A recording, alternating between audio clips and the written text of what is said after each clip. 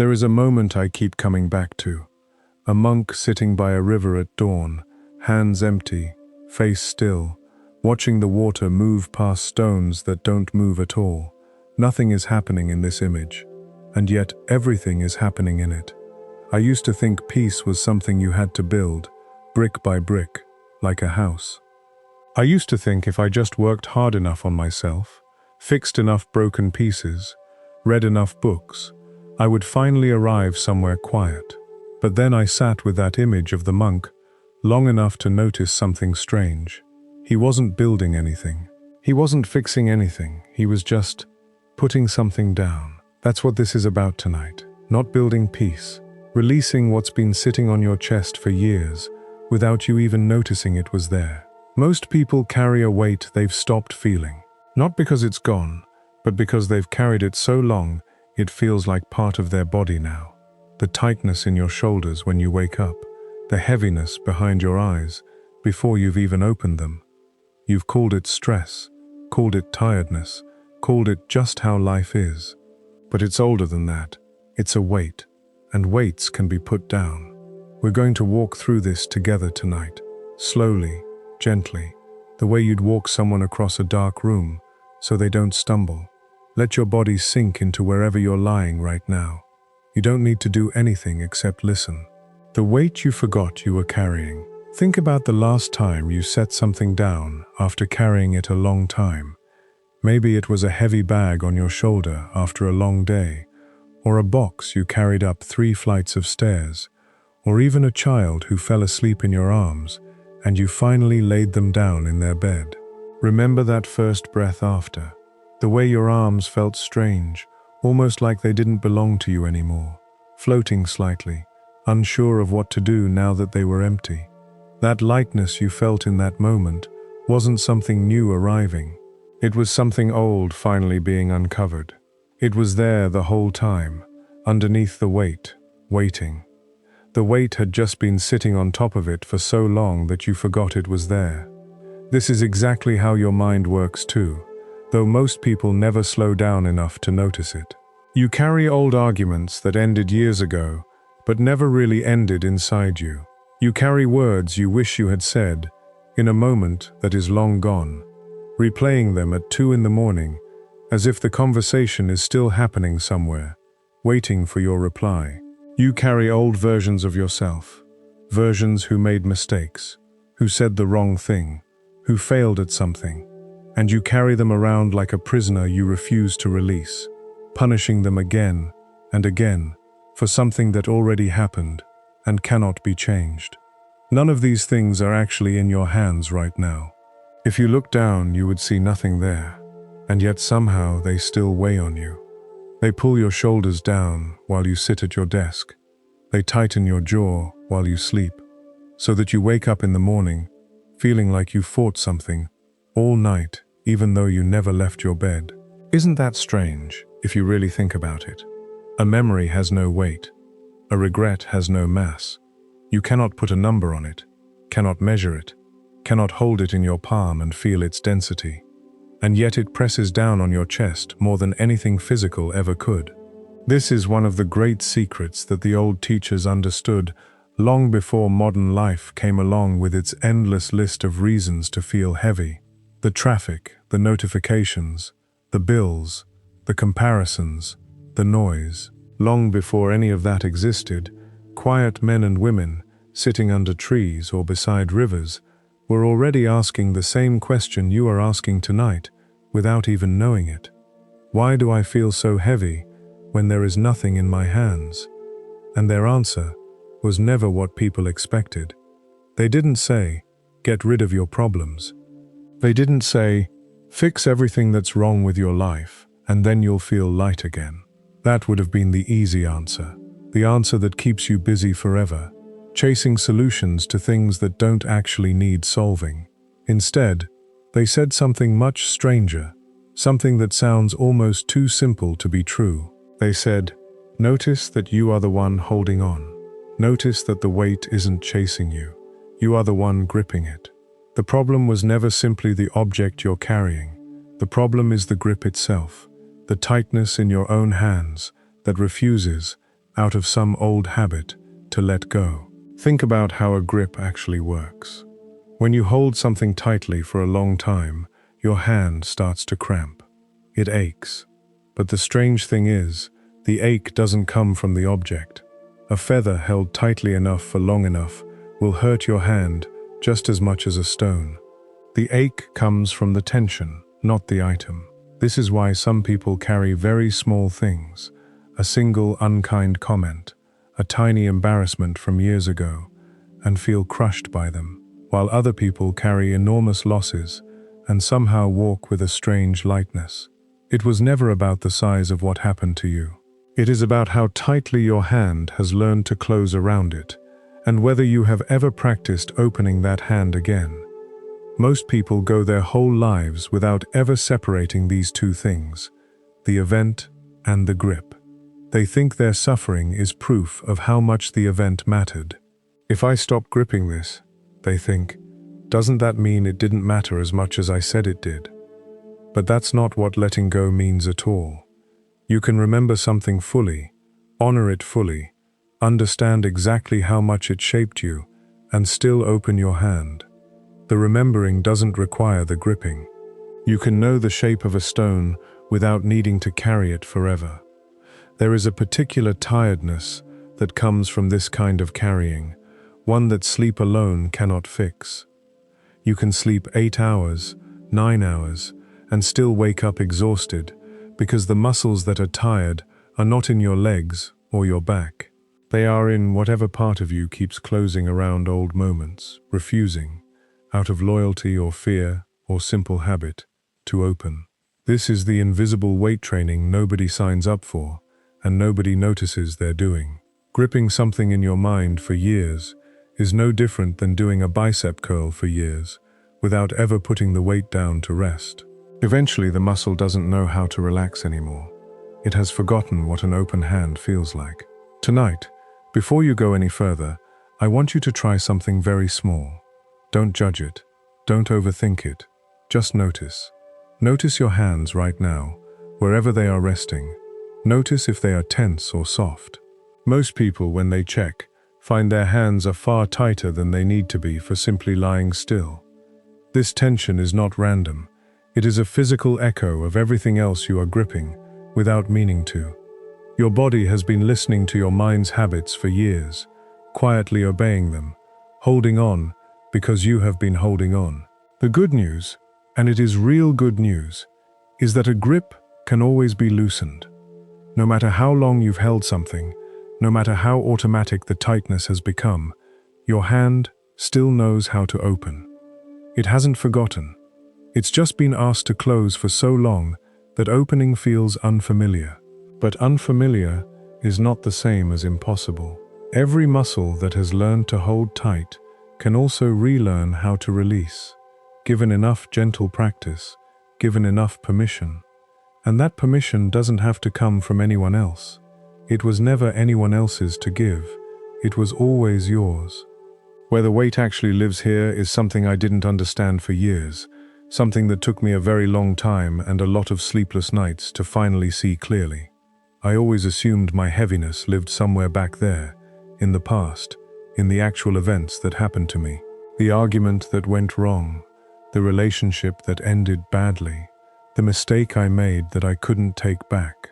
I thought the weight was attached to those moments, sitting back there in time, like a stone left on the riverbank, and that somehow it was reaching forward across the years to press down on me now. But when I actually sat still, really sat still, without a phone in my hand, without a task to distract me, just still enough to feel what was actually happening inside my own chest, I discovered something that changed everything for me. The weight wasn't back there at all. It was right here.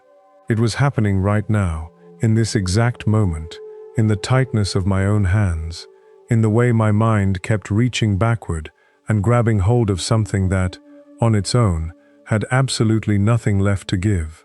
The event itself was finished. It had no more power.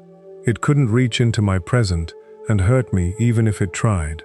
The only thing giving it power was me, reaching back, again and again, and holding on as if letting go would somehow undo the past, as if gripping tighter could somehow rewrite what already happened. This is such a hard thing to hear, and I want to be honest. I resisted this idea myself for a long time. It felt like blame. It felt like someone was telling me that whatever pain I felt was somehow my own fault, that I was choosing to suffer, that if I was still hurting, it must be because I wasn't trying hard enough to stop. That interpretation made me angry, and rightly so, because it isn't true and it isn't fair. But that is not what this understanding actually means. It isn't blame. It is something much closer to freedom, even though at first it feels like the opposite. Here is the difference. Blame says, "This is your fault. You should feel ashamed." Freedom says, "This is in your hands," which means you have the power to change it. The past doesn't reach forward and grab you by the collar. It cannot. It has no hands, no voice, no ability to act in this moment at all. It is you who reaches back. It is you who picks the memory up off the ground where it has been resting quietly, undisturbed, and carries it forward into today, into tonight, into this very breath you are taking right now. And if you are the one doing the reaching, if you are the one doing the holding, then you are also, and this is the important part, you are also the one who can simply stop. You are the one who can open your hand. This doesn't mean forgetting. It doesn't mean pretending something didn't happen or that it didn't hurt. The past stays exactly as it was. Nothing about this changes the facts of what occurred. What changes is your relationship to those facts in this present moment. The event lives in yesterday. Your grip lives in today. And today is the only place you actually have any power at all. You cannot walk into yesterday and change a single word that was said. But you can, right now, in this very second, loosen the fingers of your mind, just slightly, and feel what it's like to let a memory simply exist without needing to hold it so close to your chest. The story of the two monks and the river. There is an old story that has been told so many times, in so many different forms, that its exact origin has been worn smooth like a stone in a river, the way old stories often are. But the shape of it stays the same, no matter who tells it, because the truth inside it doesn't change. It goes something like this. Two monks were walking together along a quiet road, on their way back to their monastery after a long day of travel. They came to a river, swollen from recent rain, and standing at its edge was a young woman, clearly troubled, unable to figure out how to cross without ruining her clothes or risking the current sweeping her off her feet. Without saying a single word, the older monk walked forward, lifted the woman onto his back, carried her across the river, set her down gently on the other side, and continued walking as if nothing unusual had happened at all. The younger monk followed behind them, saying nothing, but his mind was racing. In their tradition, monks were not supposed to touch women, not even briefly, not even for something as simple as helping them cross a river. He couldn't understand why his companion had broken this rule so easily, so casually, without even a flicker of hesitation. They walked for hours after that, through forests, past villages, along dusty roads as the sun moved slowly across the sky. And the entire time, the younger monk carried this question with him, turning it over and over in his mind, getting angrier and more confused with every mile, until finally, unable to hold it in any longer, he burst out with his frustration. "We are not supposed to touch women," he said. "How could you carry her like that, so easily, without even thinking twice?" The older monk turned to him, calm, unbothered, as if he had been expecting this question the entire time. "I set her down by the river," he said. "Why are you still carrying her?" This story isn't really about a woman, or a river, or even about the rules of monks from centuries ago. It is about all of us, right now, tonight, in whatever situation brought you to this moment. It is about how we carry things for miles and miles, after we should have already set them down. An insult someone gave you years ago, one you've replayed 100 times since, long after the person who said it has forgotten they ever spoke those words at all. A mistake made by a younger version of yourself, someone who simply didn't know better yet, who was doing the best they could with what they understood at the time, and yet you keep punishing that version of yourself as if they are still standing in front of you, waiting for your judgment. We keep carrying, mile after mile, year after year, while the actual person, the actual moment, the actual reason for the wait in the first place is long gone. It crossed the river a long time ago and kept walking, the way rivers and moments always do. It is standing safely on the other side, untouched by all the miles you have carried it since, because it was never asking to be carried in the first place. You picked it up. You continued the journey with it on your back, long after it needed to be there, long after anyone, even the one who caused it, expected you to still be holding on. The river was crossed. The task was finished. Everything after that point has simply been you, walking alone, carrying something that was already set down, if only you would finally notice your own hands and let them open. Why letting go feels like losing something? If letting go were easy, everyone would already be light. Everyone would have already set their burdens down years ago and walked away lighter, and there would be no need for a video like this one. No need for anyone to lie awake at night, feeling the weight pressing on their chest. No need for quiet rooms full of people trying to breathe their way out of pain that logic alone could never touch. But that isn't what happens. People carry things for decades. People carry things until the day they die, sometimes without ever understanding why they couldn't put them down sooner, without ever once asking themselves the simple question of what exactly they were so afraid would happen if they finally opened their hands. So let's be honest tonight, honest in a way that most people are afraid to be, about why letting go is so hard, even when everyone claims to want peace. Even when everyone says they wish they could feel lighter, even when everyone nods along to the idea of release, as if it were the easiest thing in the world to simply decide and be done with. Your weight has been with you for so long that it no longer feels like a weight anymore. It feels like proof that you cared, proof that what happened to you actually mattered, that it wasn't small, that it wasn't something you're allowed to simply shrug off and move past as if it never touched you at all. Somewhere along the way, without ever deciding it consciously, without ever sitting down and choosing this belief on purpose, you made a quiet agreement with yourself that carrying the pain was the same thing as honoring it. If I put this down, some part of you whispers late at night, doesn't that mean I'm saying it didn't matter? Doesn't that mean I'm saying the mistake didn't count? Or worse, that I'm letting the person who hurt me get away with it completely, as if nothing ever happened, as if they simply walked away clean, while I quietly forgot the whole thing. This is one of the most convincing lies the mind tells, and it's convincing precisely because it sounds like loyalty. It sounds noble. It sounds like the responsible thing to do, the mature thing, the thing a person who truly understands the weight of what happened would naturally do, without question. But look closer, and you'll see the lie underneath it, hiding just beneath the surface of something that seems so reasonable at first glance. Holding a weight doesn't punish anyone except you. The past isn't hurt by your forgiveness. The person who wronged you, if there was a person, isn't lying awake somewhere, feeling your pain on your behalf, isn't losing sleep because you finally decided to breathe easier. They are living their life, whatever that life looks like now, completely unaffected by how many hours you spend replaying what happened, completely unaware, in most cases, that you are even still thinking about it at all. Only you are healed by letting go, and only you are hurt by refusing to.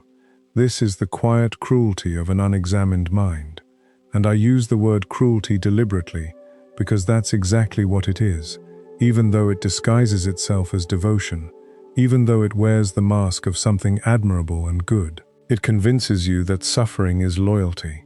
It tells you that the amount of pain you're willing to carry is somehow a measurement of how much you cared, how much the moment meant, how good a person you are underneath it all. But suffering isn't loyalty. Suffering is just suffering. It doesn't prove anything to anyone, least of all to the person or moment you think you're honoring by holding on to it so tightly, year after year, long after any reasonable purpose has been served. Real loyalty, the kind that actually means something, the kind that actually helps rather than harms, would look completely different from what you've been practicing.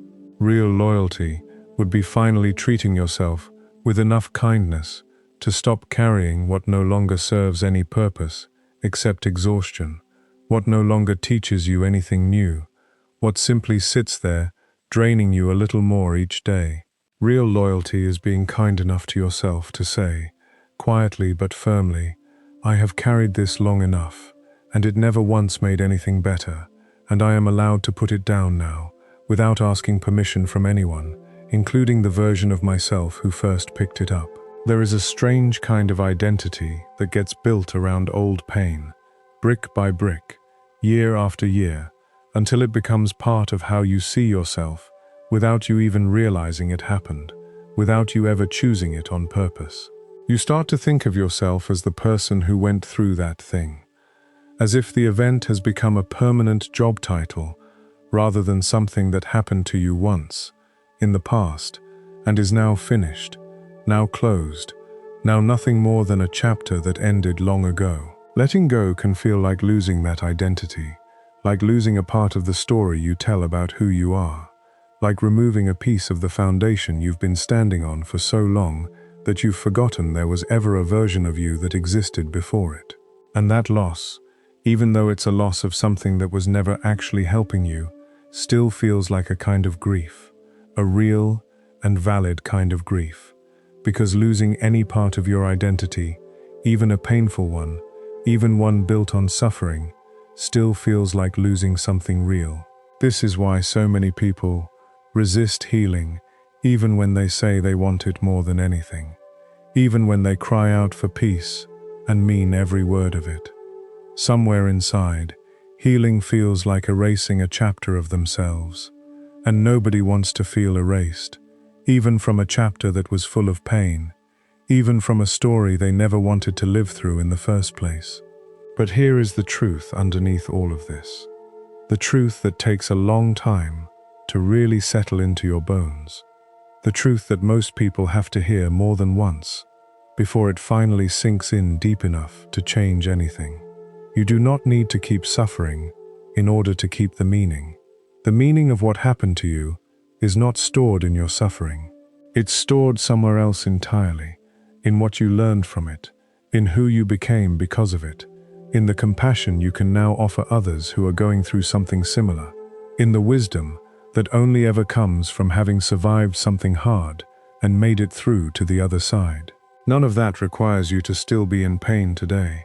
None of it depends on you continuing to carry the weight for one more year, one more decade, one more sleepless night, spent replaying what cannot be changed. You can honor everything that happened to you fully, completely, without reservation, without ever pretending it was smaller than it actually was, and still choose to stop carrying it forward every single day like a stone in your pocket that you reach for out of habit more than necessity. The honoring and the carrying are two completely different things, even though your mind has spent years, maybe your entire life, convincing you they are the same, convincing you that setting one down means abandoning the other. Think about how strange it is, when you really sit with it, that we somehow believe pain needs to be renewed daily in order to remain real. Nobody would ever say that about physical wounds.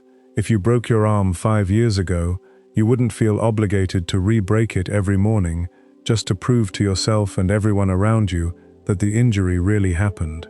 The bone healed, the cast came off eventually, and nobody accuses you of dishonoring the injury by allowing it to mend. And yet with emotional wounds, we somehow develop the opposite belief, the belief that healing is a kind of betrayal, that scars should stay open forever, or else the wound wasn't serious enough to matter.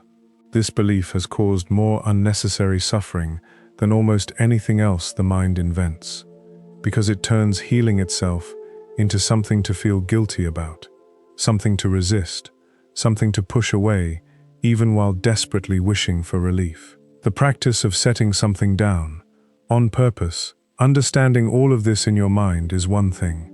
Actually doing it, actually practicing the motion of release, is something else entirely, and it's the part most people skip completely, rushing past it towards some imagined finish line where healing simply happens all at once, in a single dramatic moment, without any real practice or repetition required.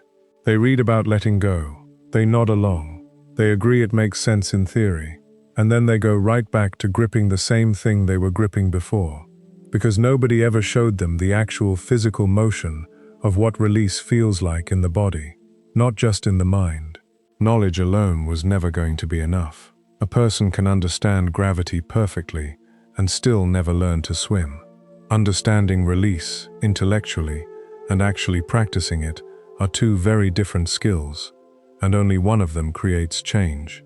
So let's try it right now, together, slowly, without any pressure to get it perfect, without any expectation that this single practice will fix everything you've been carrying for years. As you're lying there listening to this, picture one thing you're carrying. Just one. Not the biggest one, not the heaviest one, not the thing that feels too complicated or too painful to even look at directly tonight. Just something small, something that comes to mind easily and without too much resistance. Something that doesn't immediately make your chest tighten the moment you think of it. Maybe it's a comment someone made that stung more than it should have. Maybe it's a small failure from earlier this week that you've been replaying without meaning to. Some tiny mistake that keeps surfacing uninvited whenever your mind goes quiet. Whatever it is, let it come to mind gently. The way a thought arrives on its own, when you're not forcing anything. The way a face sometimes appears in your mind, without you ever deciding to think of it. Now picture your hands, actually holding this thing, the way you would hold a stone or a bag, something with real weight and real texture in your imagination. Feel the weight of it, even if it isn't a physical object, even if it's just a memory or a feeling with no actual mass in the real world. Give it shape in your mind, whatever shape feels natural, whatever size feels right for what it actually is. Notice how your hands are gripping it, how tightly, how tired that grip might already be without you even realizing it. The way a hand can ache for hours before you finally notice you've been clenching it the whole time. Take a slow breath in. Let your chest rise, let your shoulders lift slightly, and just notice the air filling you completely, filling every part of your lungs, expanding gently outward, the way it always does when you actually pay attention to it, instead of breathing on autopilot, the way most of us do all day long, without ever noticing. Not throwing the thing away, not slamming it down onto the ground in anger or frustration, not performing some dramatic gesture meant to prove something to yourself or anyone else. Just opening, slowly, gently, the way a flower opens when the sun reaches it, without force, without violence, just a natural unfolding that happens on its own once the conditions are right. Let gravity finish the job your hands have been resisting for so long, the job they were always capable of finishing, the moment you stopped interfering with tension and control. You don't need to throw anything. You don't need to push anything away with effort or force. You only need to stop holding on and let it fall. The way anything falls once a hand is no longer closed around it. The way rain falls once a cloud can no longer hold the weight of all that water inside itself. You don't need to fix the entire story behind that weight tonight. You don't need to fully understand every reason why it happened, every cause and effect, every person involved, every mistake that led to this exact moment of carrying something so heavy. You don't need to forgive every single person involved in one perfect, complete moment of clarity that resolves everything at once and forever. That kind of pressure only makes people give up before they even begin, because it feels impossible, like an enormous task with no clear starting point, like being asked to climb a mountain in a single step instead of one at a time.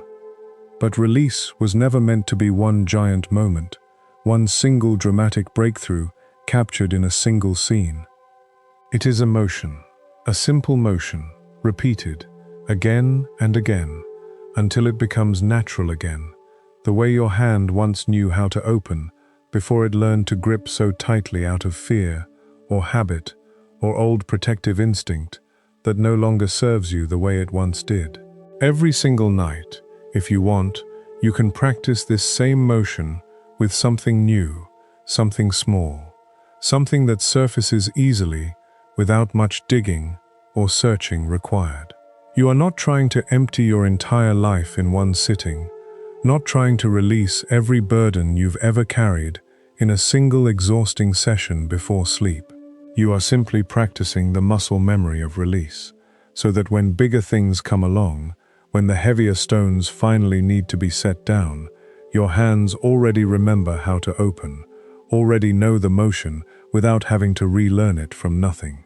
This is what real practice looks like. Not perfection, not one dramatic breakthrough that fixes everything forever in a single tearful night.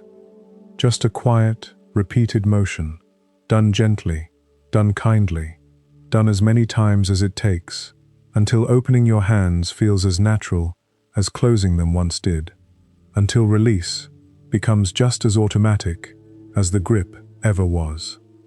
There is something worth noticing here too, something easy to miss if you move through this practice too quickly.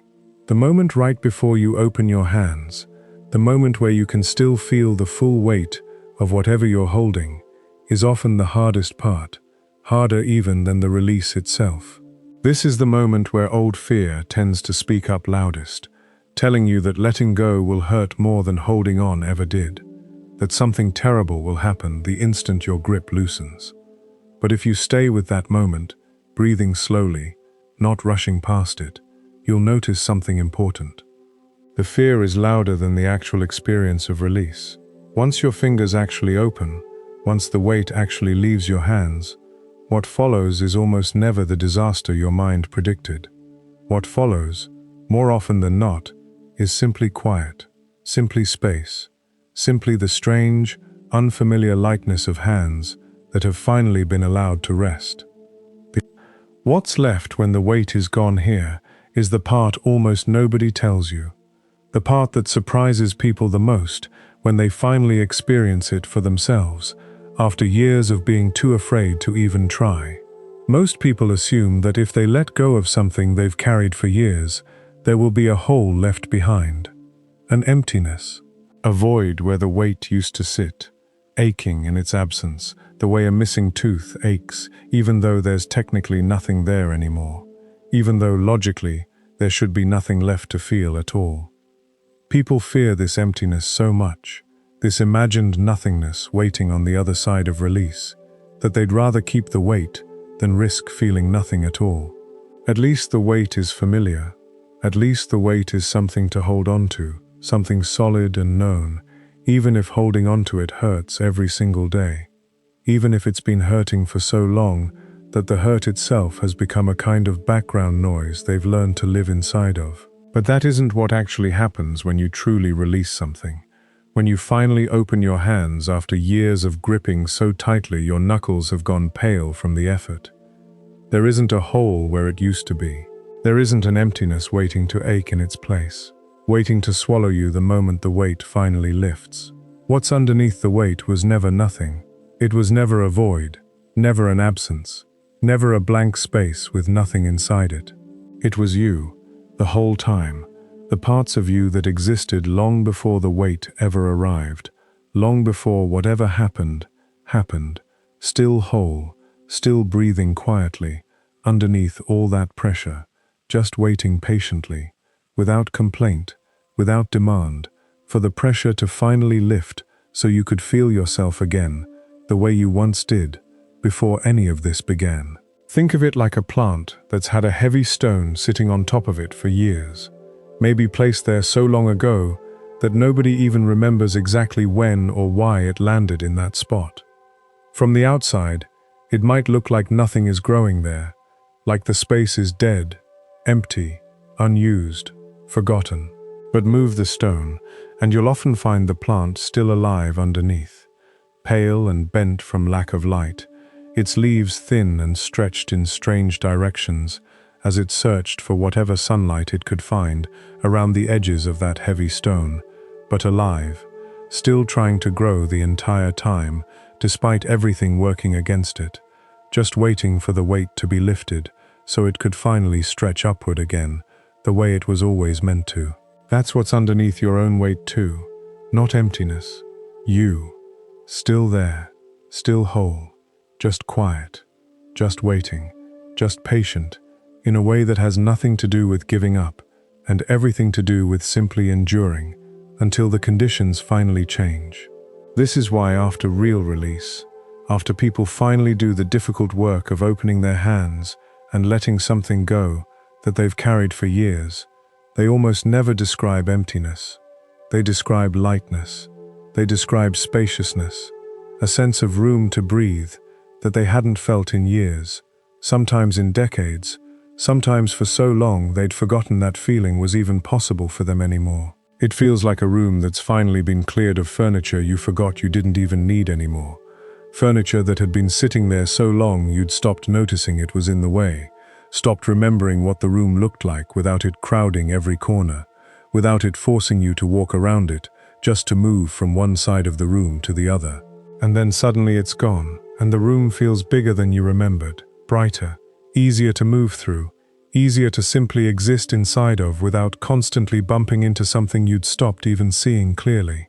The peace you're looking for was never something you had to build from absolutely nothing, brick by brick, the way you might construct a house from an empty lot, pouring the foundation yourself, raising every wall with your own hands through years of effort and labor. That's the mistake so many people make, believing that peace is something to be manufactured, something that requires years of effort and self-improvement, and fixing every single flaw before it can finally arrive, as if peace is a reward waiting somewhere far in the future for those who work hard enough to earn it. But peace was never missing in that way, was never absent from your life, the way an unbuilt house is absent from an empty lot. It was buried. It was underneath the weight the entire time, patiently waiting, the way sunlight waits behind clouds, not gone, not destroyed, not extinguished, just covered for a while by something temporary passing overhead. The peace was something you had to stop burying, not something you had to go out and find somewhere far away from where you already are, not some distant destination requiring a long journey, but simply something waiting right where you've always been standing, hidden under layers you placed there yourself over time. There is something worth sitting with here, something that changes how this entire process feels once you really understand it.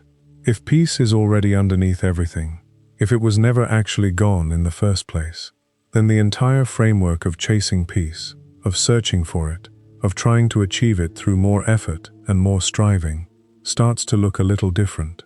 You're not running towards something far away. You're not trying to build something that has never existed before. You're simply uncovering something that has been quietly waiting this whole time, patient in a way you never gave it credit for, present in a way you never noticed, because your attention was always somewhere else, always focused on the weight itself, rather than what was resting underneath it.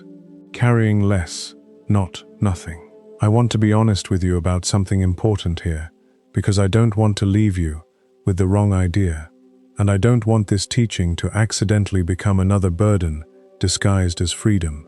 You will still carry things. That's simply part of being alive, part of loving people fully, part of having a body and a heart that remembers what it has been through, that keeps some trace of every significant moment you've ever lived. The goal was never to walk through life carrying absolutely nothing, feeling nothing, remembering nothing, moving through your days like a ghost, untouched by anything that happens around you. That isn't peace. That's numbness. And numbness is not the same thing as freedom, no matter how similar the two might look from a distance, no matter how tempting numbness can seem when the alternative feels like too much to bear. The goal is to carry only what's actually yours to carry, and to set the rest down along the way, again and again, the way you breathe again and again, without ever needing to hold on to any single breath forever, without ever feeling guilty for releasing air you just took in moments ago. Think about how breathing actually works, how simple and automatic it is, how little thought you give it most of the time. You don't take one enormous breath at the beginning of your life and hold it until the very end, straining against your own lungs, turning blue from the effort of never letting go. That would kill you almost instantly. Instead, you breathe in, and then you let go, and then you breathe in again, over and over, thousands of times a day, every single day of your life, without ever once thinking it's strange that you keep releasing air you just took in, without ever accusing yourself of being unfaithful to that breath, for not holding on to it forever. Nobody accuses you of being inconsistent for exhaling. Nobody says you didn't really mean that breath if you're not still holding it hours later, refusing to let it go out of some misplaced sense of loyalty. Release is simply built into the rhythm of staying alive, woven so deeply into the mechanics of your body that you never even have to think about doing it. Emotional weight works the same way, or at least it's meant to work that way, even though most of us were never taught this. You feel something fully, you let it move through you completely, without resistance, without pushing it away, before it's finished doing whatever it came to do. And then, when it's done what it came to do, when it has run its full course, you let it go, the same way you let go of a breath once your body has taken what it needed from the air, once the oxygen has already done its work inside you. The problem was never feeling things deeply. Feeling deeply is part of being alive, part of being someone with a heart capable of love and loss and everything in between. The problem is refusing to exhale, holding every single breath you've ever taken somewhere in your chest, stacking them on top of each other year after year, until your whole body aches from the pressure of never once letting anything go, until you're so full of old air that there's barely room left to take in anything new. Some days, despite all your practice, despite every night you've spent learning how to open your hands, the weight will creep back onto your shoulders without asking your permission first, settling there quietly while you're distracted by something else, reminding you it still exists somewhere inside you. This is completely normal, and it doesn't mean you've failed, doesn't mean none of this practice has worked, doesn't mean you're somehow worse at this than everyone else who has ever tried to release old pain.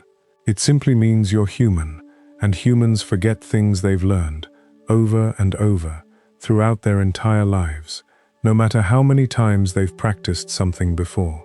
That's fine. You'll notice it again, whenever it happens, whenever the weight returns uninvited.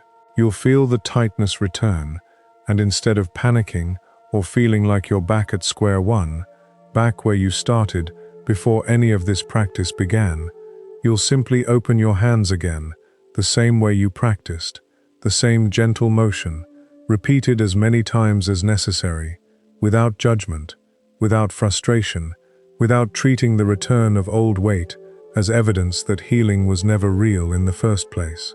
This isn't a test you pass once and then never have to think about again for the rest of your life.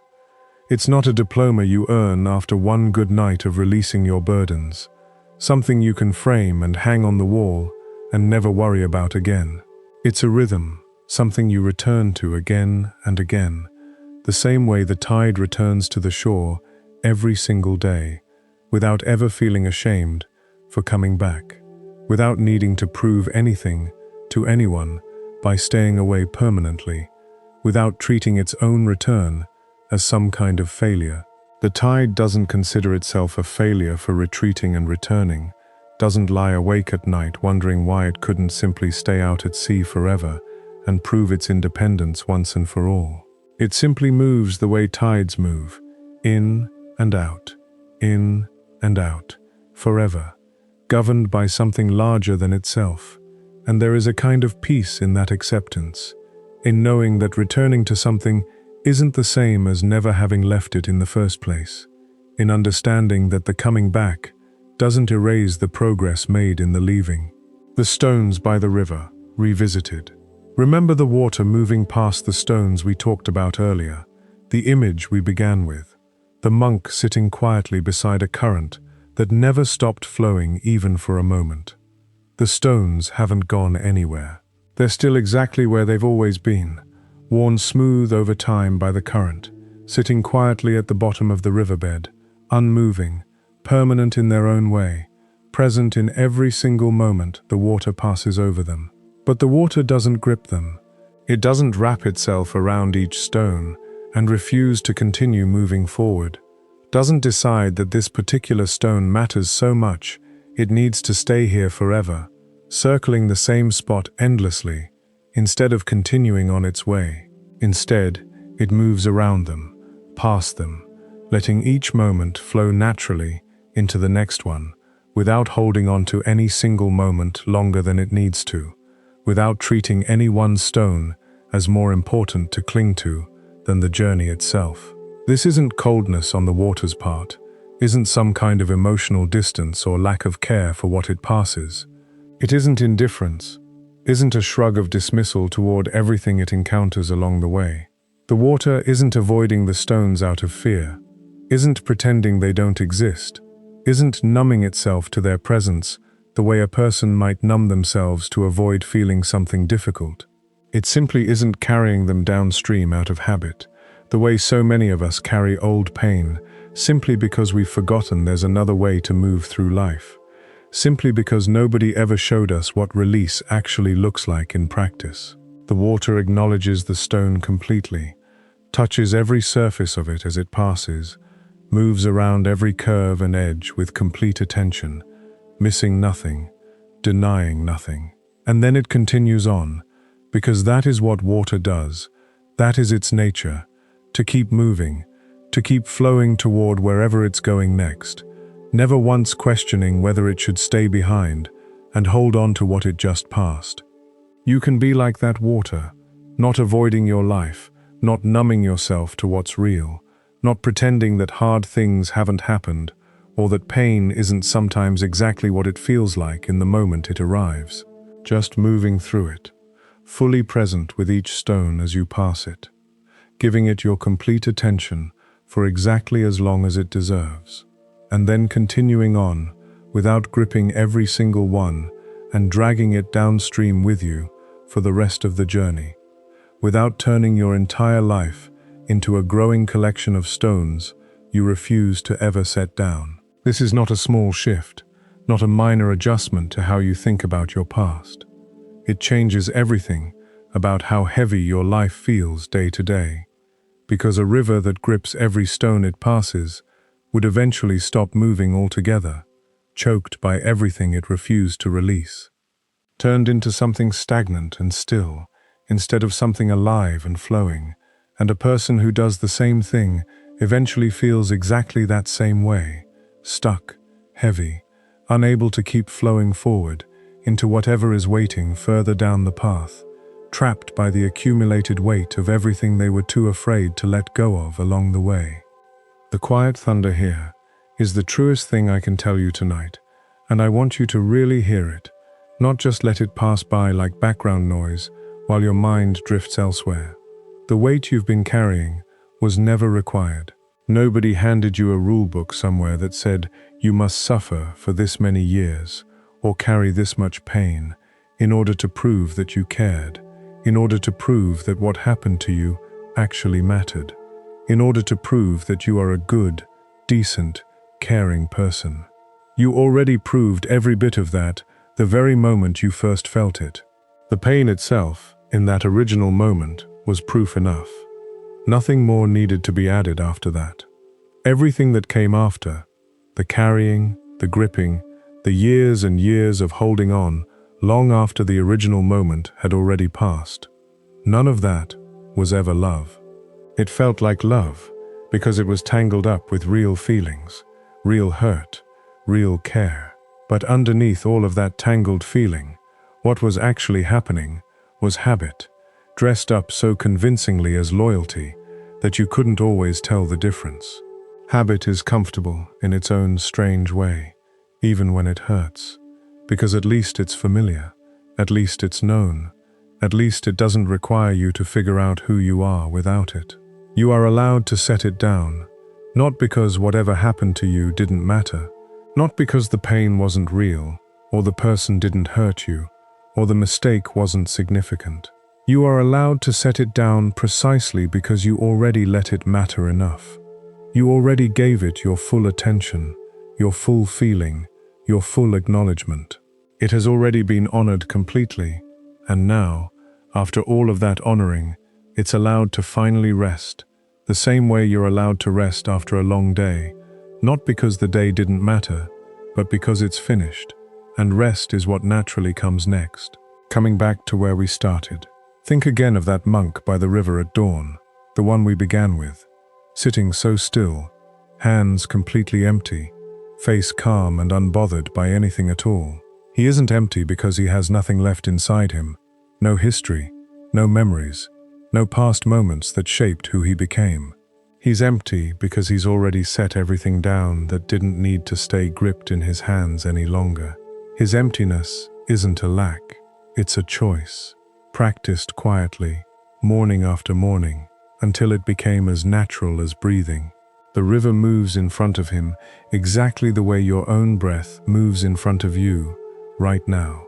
In this very moment, in, out, asking for nothing except your attention, and even that only briefly, only for as long as each breath actually lasts before the next one arrives to take its place. The river doesn't ask the monk to hold on to yesterday's water. It only asks him to notice what's flowing past him right now. And your breath asks the same thing of you tonight, not to hold on to anything, just to notice, gently, and let each one move through you exactly the way it's meant to, the way water moves past stones that have already been forgiven for simply being there, sitting quietly, worn smooth, no longer needing to be carried anywhere at all. Let your hands soften wherever they're resting tonight. Let your jaw unclench. Let your shoulders drop just slightly further into whatever is holding you right now, the bed, the chair, the floor. You don't need to carry anything else tonight. Whatever it is, it can wait by the river. You've already crossed. If this brought you even a little peace tonight, let yourself drift and allow sleep to carry what your hands no longer need to hold.